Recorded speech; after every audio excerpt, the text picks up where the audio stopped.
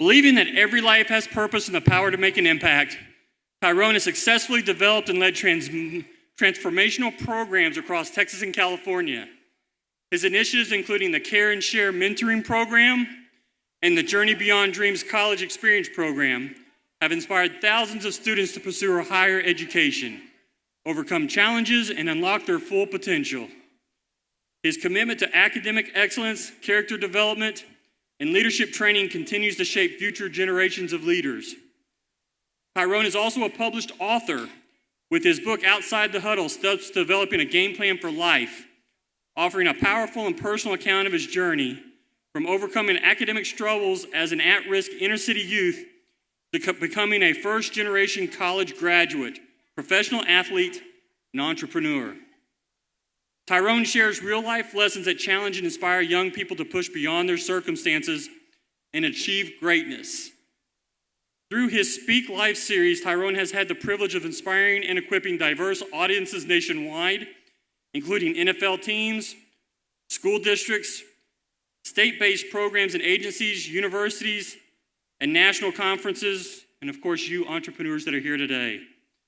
His high-energy, impactful approach encourages individuals to embrace their purpose, make positive choices, and lead with integrity. He's a graduate of Willow Ridge High School, right here. Tyrone attended Baylor University, where he earned a Bachelor of Arts degree in Sociology and Social Work, while excelling as a starting player for the Baylor Bears football program. We have any Baylor grads in here? I'm sure he wants to hear it. It was Baylor that he met his wife, DeMonica Smith, a fellow athlete who shares his commitment to faith, education, and mentorship.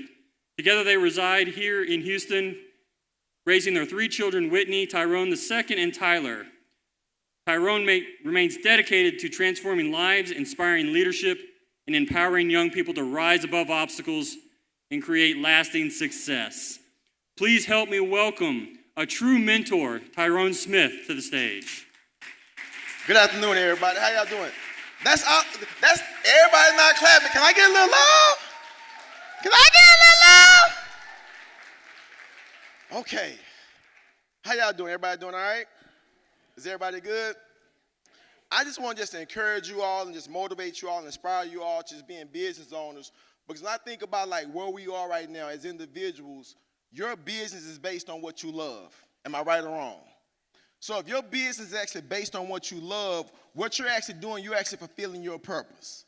And so when you think about fulfilling your purpose, I want you all to realize something. Number one, each of y'all as business owners, you're VIPs, you're very important people. I need you to believe that, okay? You're special.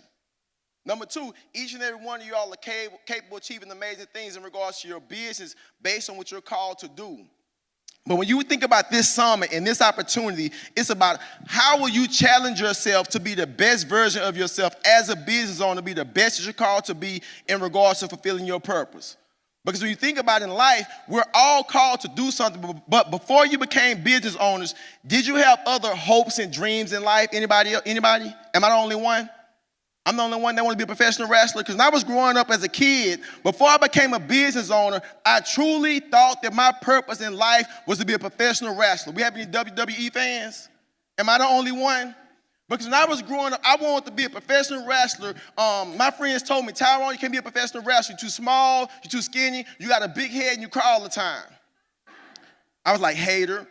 But I told them I truly felt that my purpose was to be a professional wrestler. I want to be like my man, Dwayne "The Rock" Johnson. I want to be like him, walking around like, can you smell what The Rock is? Exactly.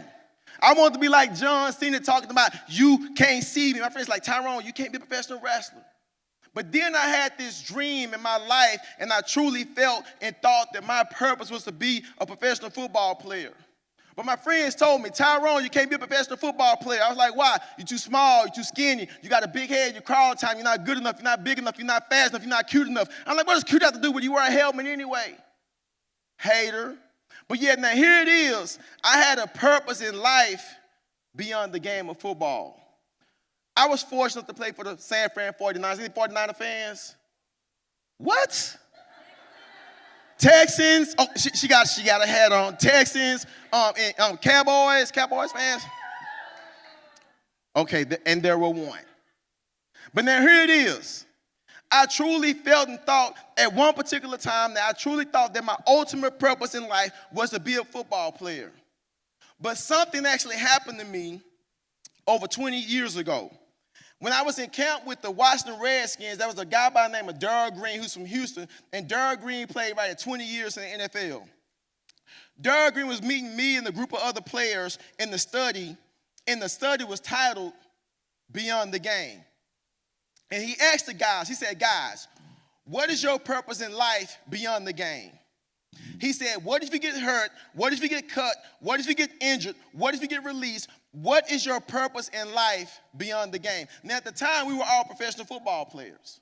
We felt and we thought at that moment, our ultimate purpose was to be a professional football player. But I had no idea that my life would change a year later. So I'm in a football game, and I'm getting ready, and I'm actually listening to my music. And I'm listening to my music, I'm getting my mind right. And it took me back to a moment what Darrell Green talked about. He said, in life, you have a specific design purpose. And I was actually making the most out of that purpose in that moment, preparing for a football game. But I had no idea I would have to reflect back to a story before this particular game.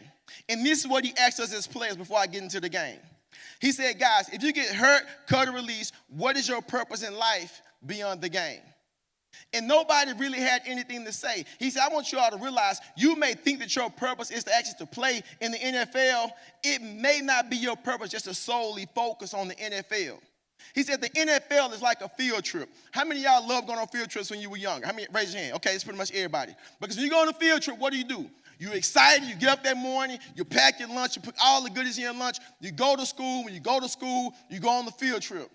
And when you go on the field trip as a kid, you have your fun. You enjoy the field trip. You miss a day of school. You're with your friends. You're hanging out on the field trip. And Darrell Green said the field trip is like the NFL. He said on the field trip, you can't actually stay on the field trip forever. When the field trip is over, what do? You pack up your goods, you get on the bus, you go to your home school. Once you go to your home school, you go home. He said you can't stay on the field trip forever. The NFL is like a field trip. The NFL stands for not for long. You're not guaranteed to play for long. So he said, guys, I want you to think about your purpose beyond the game. Now back to the football game. That was a year later. I'm listening to my music. I'm jamming. I'm listening to my Tupac, Don't Judge Me. I'm listening to Tupac, about to get my mind right. I'm about to go out and hurt somebody's child. I was a defensive player. I was a defensive back. I'm about to go tackle somebody because why? They signed up for it, and it's okay. So I'm in the game, and I hit this guy. It was like 3rd and 5. And this wide receiver came across the field, and I hit him and knocked him smooth out. Whoop! I was like, victim. And at the point of impact, I knocked myself smooth out. And at the point of impact, I had a sharp pain to shoot down my back. A sharp pain spit across my back. My arms curved in, slightly paralyzed. The very next day, I'm on my way to the doctor. A good friend of mine, Eddie Conti, he got injured in the very same game. He broke his leg and his ankle. And Eddie was very emotional. Have anybody ever had those cries, like, when you cry and you got snot coming out of your nose, one of those snotty cries? One of those nasty cries. I mean, tell the truth. And so we're on the bus going to the doctor's office, and Eddie, he's very emotional. He's having one of those nasty, emotional cries. He's like, Tyrone, I don't want to stop playing. Snot coming out of his nose, just nasty. He's like, I don't want to stop playing football anymore. And I said, Eddie, your life is bigger than the game. You're called to do so much more in life beyond the game. And so when we get to the doctor examines Eddie. He tells him he's going to play in 2 months. He told him he's going to put a rod in his leg and screws in his ankle, and he'll play in 2 months. He's cool. I go see the doctor. The doctor tells me that I fractured and broke my T5 vertebrae. The vertebrae along my spinal column, right in between my shoulder blades. I had a clean break. I went through 8.5 months of rehab in Birmingham, Alabama, at the Hillside Sports Rehabilitation Facility. And over those 8.5 months, I realized the game of football was taken away from me. In those 8.5 months, I realized I had to take advantage of my education that I received at Baylor University. Bachelor of Social Work with a minor in business. I realized at that moment I had to reinvent myself beyond the game. I realized in that moment and at that time, what is it that I can do as an individual that can fulfill the purpose that I've been called to bring here today? So I had this vision, both my wife and I, of creating an organization called First and Goal, Inc. And with First and Goal, Inc., we provide the nursery's tools, resources, and outlets to help youth be effective members of society. So now it was a vision to create a program in the business to actually impact young people. So now here it is, I have this moment where I have to pivot. Because my lifelong dream was to play in the NFL, not just for 4 years. I wanted to play maybe 10, 15 years. Now here it is, I have this unfortunate injury. I have to pivot. I have to reinvent myself outside of being a professional football player. Because that's all I dreamed about and that's all I wanted. So we created this business, First and Goal, Inc., and we would go and just motivate, equip, and encourage young people. And we've been operating now over 24 years. But it started with the fact that I knew that my life was bigger than the game and I had a purpose that I could fulfill to make a difference. So when you think about what it is that you do as a business owner, you're fulfilling your purpose. You're making the most out of the God-given talents, tools, and abilities that each of you all have. That's a good thing. But what about the more that you can do? Because in life, it's not so much about where you start. It's all about where you finish. Yes, you have a purpose fulfilled in regards to doing what you're called to do, but here it is. You're at this summit. You're able to reset. What new things are you going to do to be the best business owner in 2025? What more can you do to fulfill the purpose that each of you all are given? It's one thing to start a business, but it's another thing to keep the business going. Do you plan effectively? Do you plan consistently? Do you plan knowing you're going to have roadblocks that you're going to have to deal with along the way? It's one thing to live the purpose in regards to being a business owner, but it's another thing to continue to plan. Because it's not so much about where you start, it's all about where you finish. The plan. My plan was to get to the NFL, but I had to detour. And when I had to detour, I had to sit down, strategize, analyze, and see what was it I was going to do next. But yet I wanted to do something that was going to allow me to be successful, but at the same time, I wanted to do something that didn't seem like work. Does running a business seem like work to you? Yes or no? Raise your hand. If you run a business, does it seem like work? Does it seem like you're operating truly in your passion? Let me see your hand. In your passion? Okay. Because I truly feel this. In the pursuit of your passion is the prescription of your purpose. If you love doing something, you're fulfilling the purpose, and you can make it into a business where you can be great at what you do. But yet, at the same time, when you think about it, everybody want to be successful as a business owner because why? Everybody want to shine bright like a diamond. Is that a song? Shine bright like a diamond? Rihanna, old girl with the big forehead. Y'all know Rihanna got a big forehead. Don't be acting like that. Because in life, everybody want to shine bright like a diamond. Everybody wants to be successful. But what does success look like? Okay, tell me. What does a diamond look like in its original form? Can anybody tell me? Cold. Okay. All right. But what does it take for that cold-looking form of an object to become that beautiful diamond? And everybody like, what does it take? Pressure. Okay, what else? Time. Okay, what else? Pressure, time. What did you say? Heat is one key thing. What else? What else? Pressure, time, heat. Anybody know about the diamond cutter? There's a diamond cutter, right? It cuts the excess away, the diamond cutter. Right? Think about it. You got to cut the diamond. You have to cut the excess away. You feel me? And so when you think about it for a moment, if you be open, be honest, be genuine, be real, you have a business. You want the best for your business. But does your business require you to cut some excess away so it can be better than what it is right now? Can you relate to me? Can anybody relate to me? Think about this for a moment. You have the capacity to be great as business owners. But what is it that you need to cut away to help your business be the best that it's called to be? You're operating in your purpose. You believe in the talents and the tools and the gifts that you've been given. You plan properly, but maybe you need to hit the reset button. Maybe you may need to cut certain things out based on how you operate as a business. Because a lot of the times, we tend to be comfortable in our positions, in our roles, and how we operate our business. Am I right or wrong? Would you agree or disagree? Okay, I got something for you. Half of y'all saying yes, some of y'all saying no. Okay, I need everybody to fold your arms.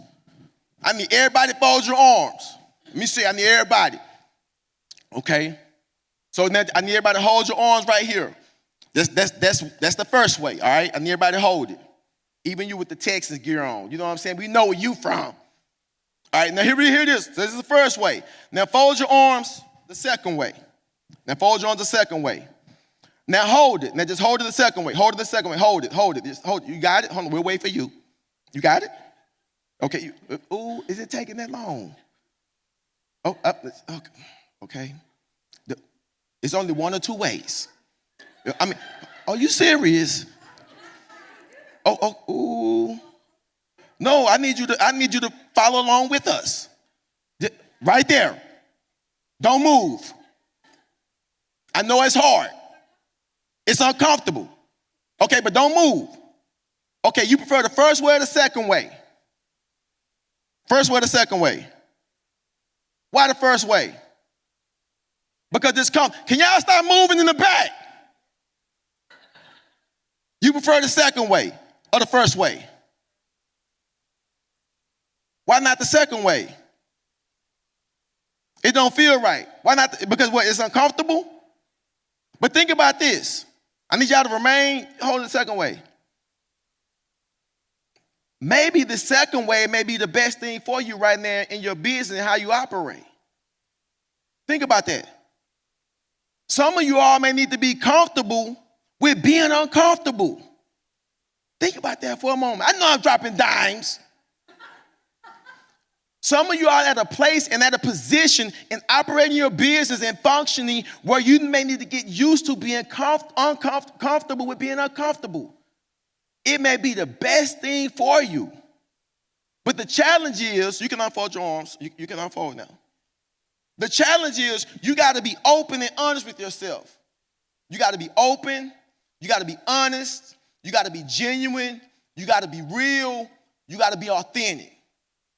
And if you be open, honest, genuine, and real, and be comfortable being uncomfortable, you'll do better and be better. And you may not see the results right away, but yet, if you're fulfilling the purpose that's given unto you to be the best version of yourself as a business owner, why wait? Why wait for tomorrow what you can do today? Think about that for a moment. Why wait for tomorrow what you can do today to be the best you're called to be as small business owners? Each and every one of us, we're given these gifts, we're given these talents to make a difference that we can actually monetize, but it's about making the most out of what it is that you actually have in regards to how you function and operate and run your business. If you do that, you're setting yourself up to succeed. So we've been doing work with our organization for this one particular school district, Aldine ISD. Got to get comfortable being uncomfortable. We've been at Aldine ISD since 2003. So we do leadership programs. So we do group mentoring programs, leadership programs. We do team building series. We do all the different things that we've been able to, just operate within our organization and business.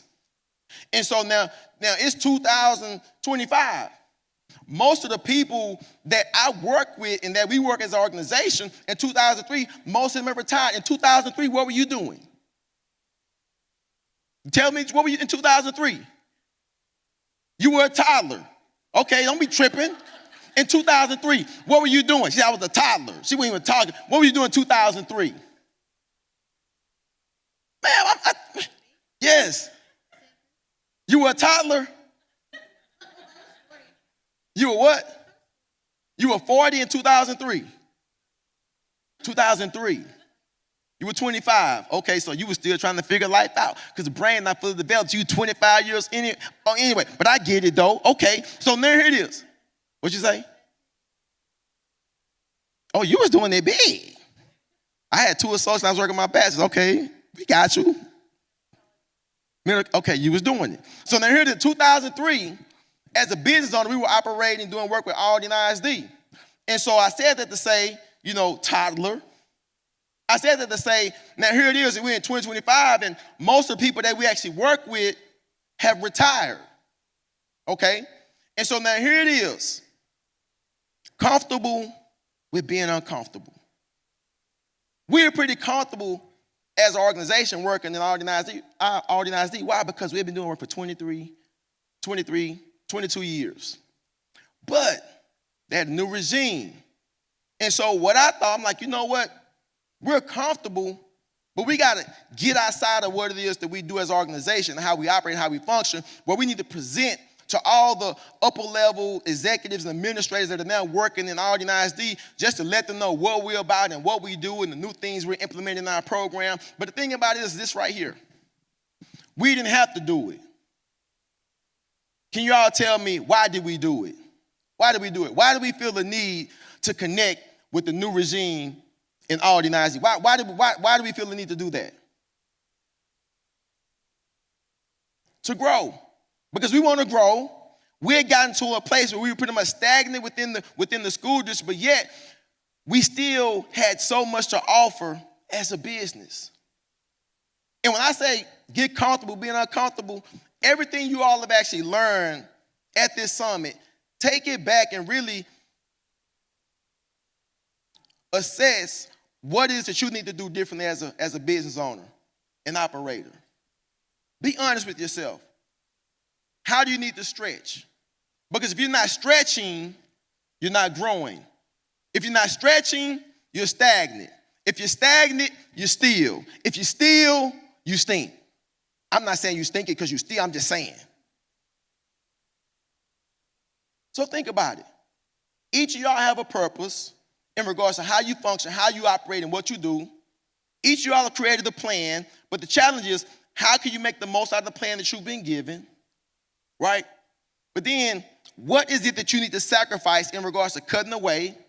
Because everybody want to shine bright like a diamond. Everybody want to be successful, but yet there's some things that you may need to cut away. But yet some of you all have truly been comfortable. But you may need to be used to being uncomfortable in regards to leveling up your business.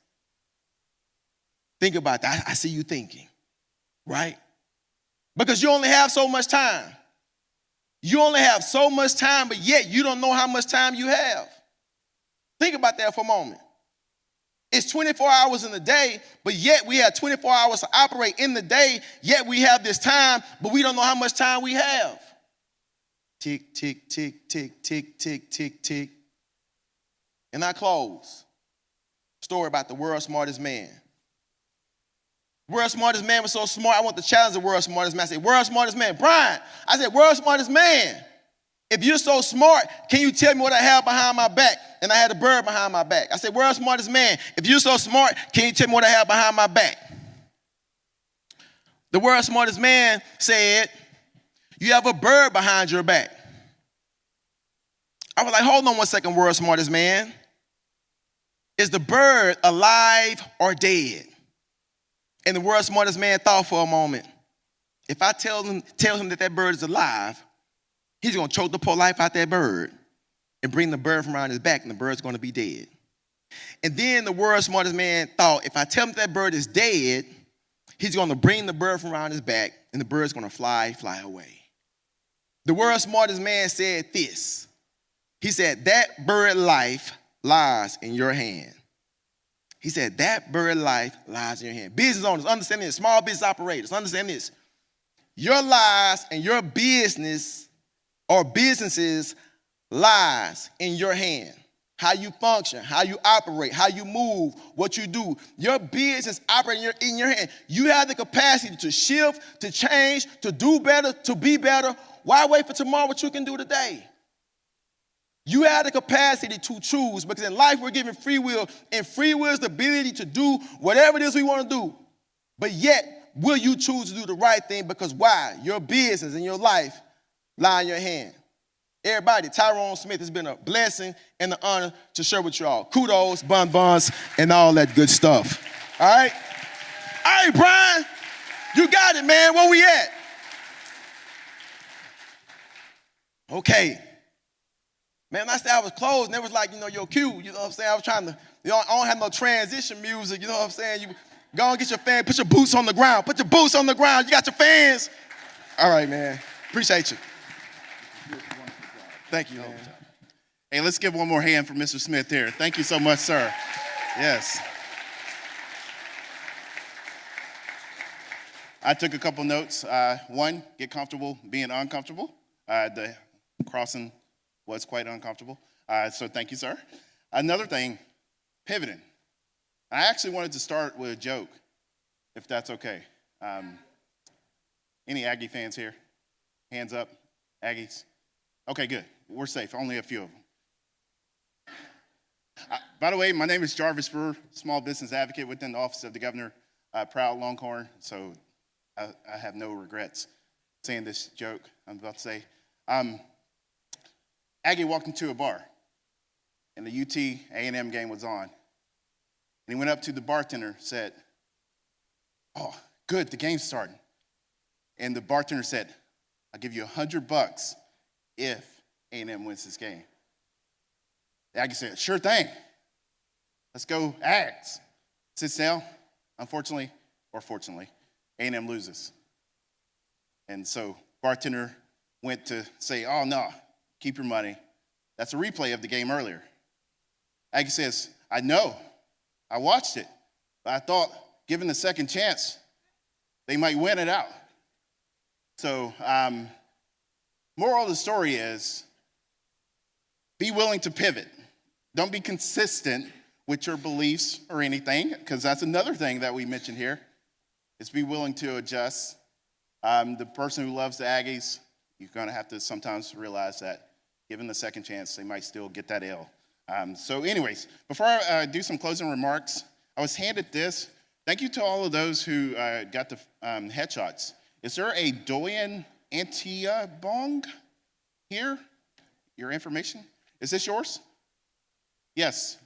Thank you so much, Logan. You'll need this to retrieve your headshots. So anyways, as I mentioned, my name is Jarvis Brewer, small business advocate within the office of the governor. Myself and our team, we work with different chambers across the state to bring events like this to your community. And I do want to thank a lot of people before we close here who helped make this event possible. Namely, the Fort Bend Chamber of Commerce. Thank you so much, Carrie, Paige, Jeremy back there. Absolutely. Also, the City of Sugar Land and Primeway Federal Credit Union, who helped to sponsor. We have the wonderful coffee in the back, the lunches that we have. So thank you so much to those organizations. As well as what was mentioned earlier, all of these events that we host across the state would not be possible without the efforts of the Texas Workforce Commission. So, ladies and gentlemen, this concludes the Governor's Small Business Summit. I hope that you have learned something and been able to take something away from today. Thank you for spending your afternoon with us. There will be a survey sent out in the next few hours. Please do respond to that. We'd love to take your feedback about how we can learn to shift and make these events more relevant to you and your community. You don't have to put anything about how cold it was. We all know. We got that memo. That message was relayed and received. So I think it kind of warmed up in here now. Just need the sun. So anyways, thank you so much for being here. We hope that you have a great rest of your day.